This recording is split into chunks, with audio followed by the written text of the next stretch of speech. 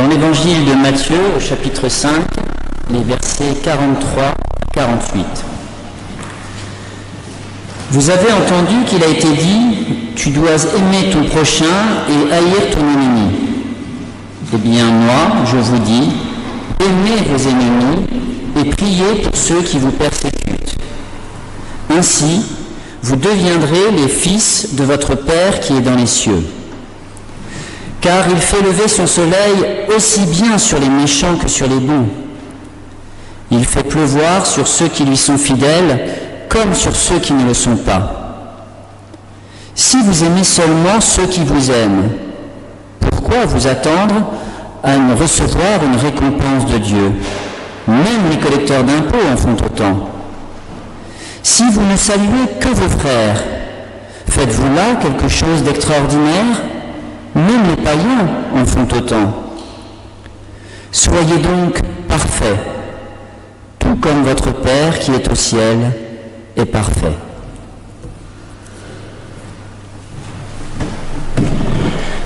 Seigneur, ta parole est vérité, sanctifie-nous par ta vérité. Amen. Et je vous propose de vous lever pour chanter le cantique 41-21, les strophes 1, 2 et 4. 1, 2 et 4 du 41-21.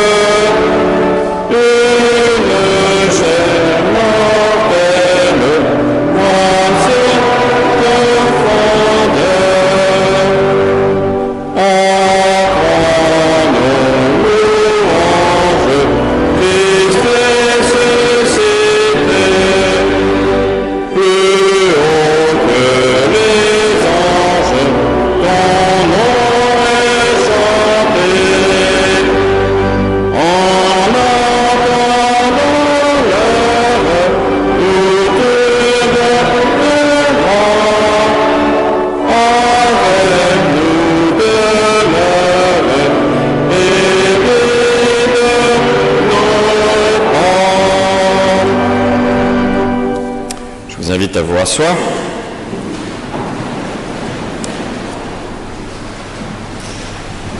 Peut-être êtes-vous en droit de vous dire que mes vacances n'ont pas profité, que je suis devenu fou et que, en rentrant, je vous propose d'emblée d'aimer vos ennemis plutôt que de vous parler dans un langage plus positif, plus assertif, comme je cherche généralement à le faire. Et pourtant, c'est bien ce qui nous est dit. Aimez vos ennemis et priez pour ceux qui vous persécutent. Dans l'association des chrétiens pour l'abolition de la torture, la CAT, il y a toujours cette dimension d'être solidaire avec les personnes torturées ou les personnes dans le couloir de la mort qui attendent leur exécution. Mais il y a aussi toujours cette injonction à prier pour les bourreaux. Mais voilà la belle affaire. Si être chrétien, c'est parvenir à cela, à aimer vraiment ses ennemis, qui est chrétien? Personne. Est-ce que vous êtes capable, est-ce que je suis capable de dire que j'aime le chef de Daesh ou ceux qui ont exécuté en coupant la tête d'hommes et de femmes et en massacrant? Je ne suis pas capable, nous ne sommes pas capables. Personne ne peut arriver à cela, personne ne peut enseigner cela. Alors, peut-être y a-t-il quand même des brèches dans cette affirmation. Mais avant d'en venir précisément au texte, je voudrais vous raconter cette anecdote qui m'avait beaucoup marqué d'une sœur catholique avec qui je travaillais dans ma première paroisse au Havre et qui était aumônier des hôpitaux et qui avait connu un drame dans son enfance, puisqu'elle avait vu sous ses yeux son père se faire assassiner. Elle avait porté, alors qu'elle était enfant, elle avait porté très longtemps cette histoire, avec une haine qu'elle ne pouvait éteindre. Elle qui avait tué son père et fracassé sa vie. Et un jour, l'homme qui évidemment était condamné à la perpétuité était à l'article de la mort et demande à cette enfant devenue une femme d'âge mûr une rencontre, un pardon. Elle s'est posé la question. Elle s'est posé la question de transgresser à titre personnel son propre état de haine et son propre état de volonté même de vengeance, disons-le. Et elle a pu le faire. Elle a pu le faire, et quand elle en parle, et elle en parlerait encore aujourd'hui avec les mêmes mots, elle s'est sentie mais tellement libérée d'un poids gigantesque. Elle avait l'impression de retrouver, je la cite, le chemin de sa propre existence, de retrouver son autonomie, d'être enfin un peu plus légère, pas dans l'oubli, mais dans la mise de côté de la haine. Seulement, si elle a pu le faire, qui aurait pu l'exiger d'elle? Qui suis-je pour indiquer le chemin pour un autre que moi? Peut-être serais-je capable ou peut-être pas de faire ce qu'elle a fait. Mais qui suis-je pour le demander à quelqu'un? Qui suis-je pour demander aux familles victimes de Daesh ou d'autres de pardonner ou même d'aimer ses ennemis, alors que nous sommes en état de violence, de guerre même avec ces assassins?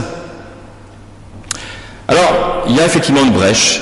Ce sont ces brèches intimes, celles que l'on est parfois dans des moments spirituels capable de faire, de réaliser. Mais nous sommes là à l'écoute de ce texte, devant une impasse. Cet enseignement de Jésus est impossible à tenir. Mais peut-être faut-il voir deux autres brèches. Venons-en au texte.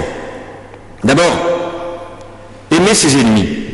Si Jésus dit d'aimer ses ennemis, c'est qu'il suppose que l'on a des ennemis.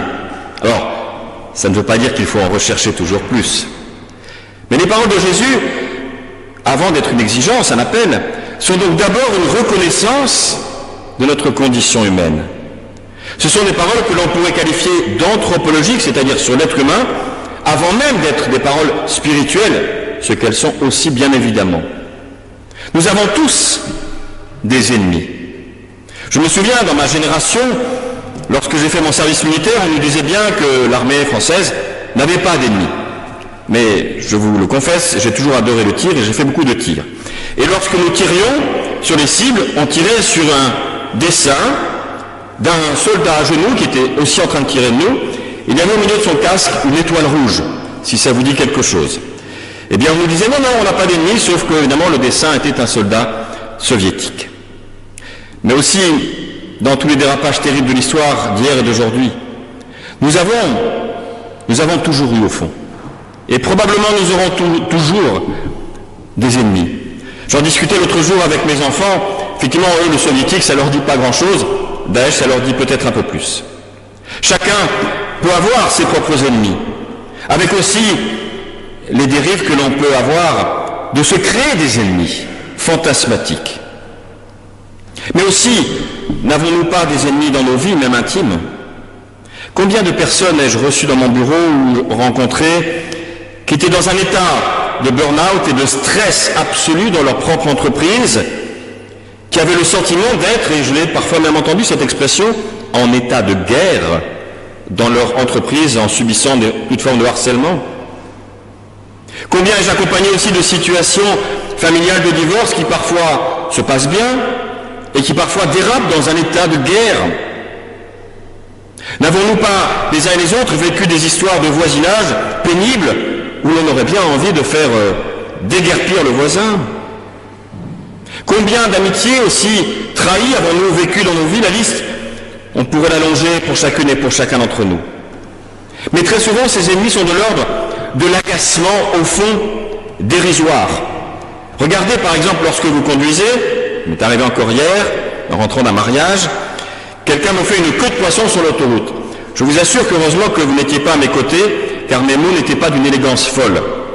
Je l'ai insulté, j'avais de la haine pour lui, mais je ne le reconnaîtrai pas aujourd'hui, je l'ai déjà oublié évidemment. Donc il faut bien distinguer cet agacement dérisoire au fond d'un véritable ennemi, de la passion qui peut naître dans des situations bien réelles, je les ai évoquées, mais aussi parfois du fantasme, comme par exemple un fantasme aujourd'hui que l'on voit ressurgir partout en Europe et notamment cette semaine en Allemagne, où l'on confond tout, où l'on confond Daesh et l'islam, où l'on confond migrants et assassins, et où l'on fantasme complètement sur le fait que l'autre est par essence même un danger. On fantasme son ennemi aussi. Eh bien, lorsque Jésus dit qu'il faut aimer son ennemi, peut-être nous dit-il qu'effectivement on a des ennemis. Peut-être nous dit-il aussi qu'il faut arrêter de fantasmer l'ennemi. Il nous faut reconnaître que ce n'est pas toujours une belle phase de notre identité humaine que la haine. Mais nous avons structurellement des ennemis et nous n'échappons pas à cette réalité. Cela même est parfois, de manière souvent exagérée, une forme d'identité. Lorsqu'on ne sait plus qui on est, et c'est classique, on se définit par rapport à un adversaire. Et combien de fois vous ai-je dit, et combien dirais-je encore, qu'il nous faut définitivement cesser de nous définir comme protestants, comme un contraire de catholiques. J'étais hier dans un mariage œcuménique avec toute la fraternité que nous avons pu vivre ensemble, et je ne me suis pas défini, nous ne sommes pas définis comme les adversaires, voire les ennemis des catholiques, même si l'histoire ancienne maintenant peut nous y inviter, mais ancienne, elle est loin derrière nous.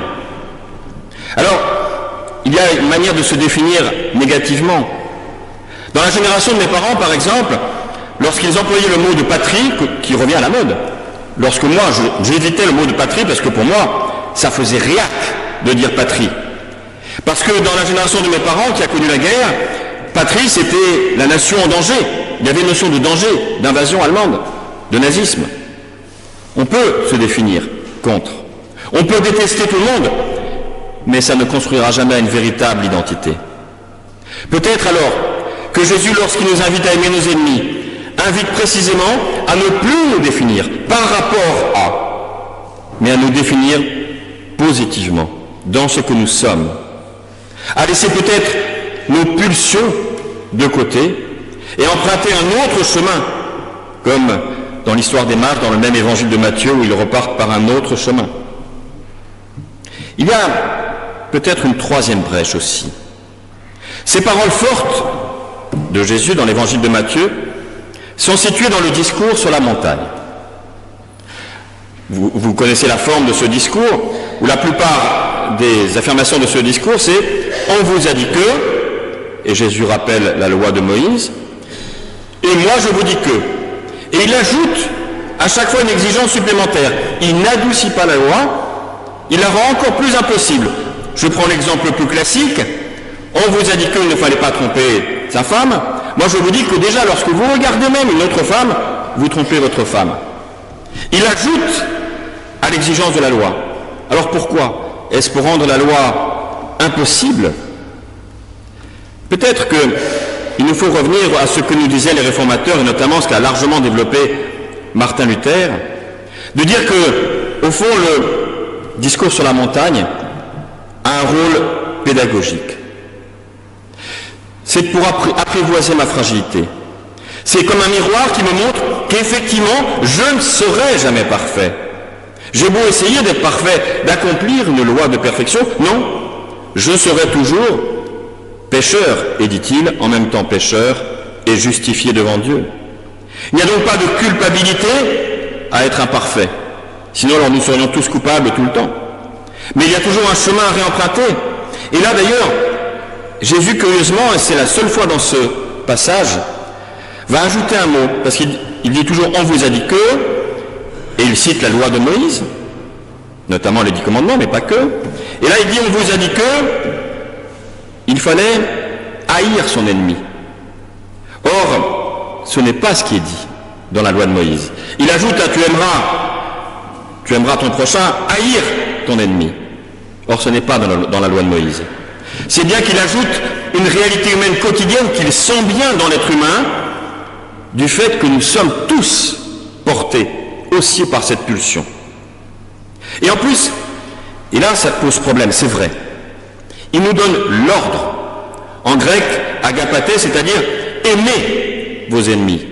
De ce beau verbe agapéo, l'agapé, c'est-à-dire l'amour de Dieu pour l'humanité qui devient l'amour fraternel.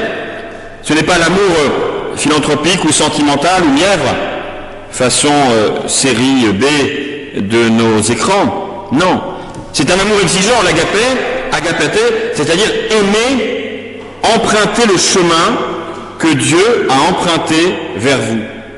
C'est l'amour qui vient de Dieu. Dieu nous aime, l'être humain a voulu tuer Dieu en tuant Jésus sur la croix, mais l'Évangile vient nous dire que malgré cela, Dieu rétablit la relation. C'est ça l'agapé. C'est, comme disait le pasteur Wagner, l'être humain est une espérance pour Dieu. C'est le choix radical par Dieu de l'être humain qui nous invite à un choix aussi de l'être humain. Alors au-delà même de la foi en la résurrection, n'y a-t-il pas peut-être un paradigme positif pour nos vies et pour le monde? Malgré tout, malgré le fait que tu es mon ennemi, je t'aime, de l'amour de Dieu, même si je n'arrive pas à t'aimer humainement, mais je t'aime de cet amour de Dieu, même si je te combats et que je dois le faire, tu es comme moi, créature à l'image de Dieu. Tu es frère ou sœur en humanité, et ça n'est pas naïf que de dire ça, parce que allons jusqu'au bout de cette logique. Ça veut vouloir dire que si j'avais été face à Adolf Hitler ou si j'étais aujourd'hui face à un criminel de Daesh, eh bien je devrais lui dire qu'il est comme moi, autant que moi, image de Dieu, créé à l'image de Dieu en tout cas, même s'il n'en prend pas par son comportement le visage réel. Oui, la foi du Christ de Matthieu est une foi malgré notre finitude, malgré notre fragilité, malgré notre violence, malgré notre pulsion, nos pulsions, un chemin nous est proposé, un chemin t'est proposé. Alors que vas-tu faire en repartant de ce temple tout à l'heure? Reçois cet agapé, alors tu pourras le traduire dans ta vie. Dieu te propose, mais c'est toujours toi, l'être humain, qui dispose. Pour le pire parfois, mais je l'espère avec le Christ, pour le meilleur. Amen.